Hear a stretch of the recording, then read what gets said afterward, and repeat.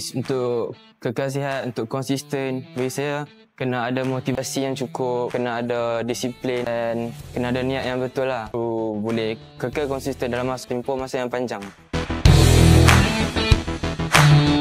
Pesanan saya untuk orang yang baru nak mula, diorang pun teringin nak buat juga workout ni semua kan.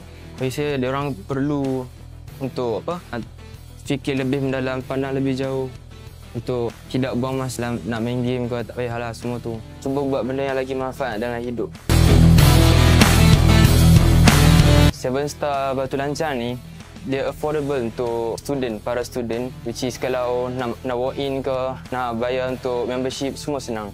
Kan sebab 7 Star ni dia duduk betul-betul dekat tengah-tengah bandar. So senanglah nak sampai. Dekat dengan tempat saya belajar juga, sebab saya student. And yang last, sebab equipment yang ada dekat gym ni semua lengkap bagi saya. Semua yang saya nak guna, semua ada. Cukup lah. Perubahan yang saya rasa selepas saya join gym sini, saya rasa macam lebih kuat lah.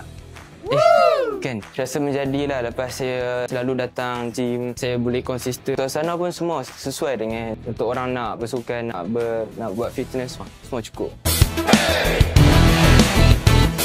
Very nice. Untuk kata terakhir, saya enjoy di sini. Saya sangat recommend untuk semua orang yang baru nak mula, yang student, untuk datanglah kat gym 7 Star Batu Lancang.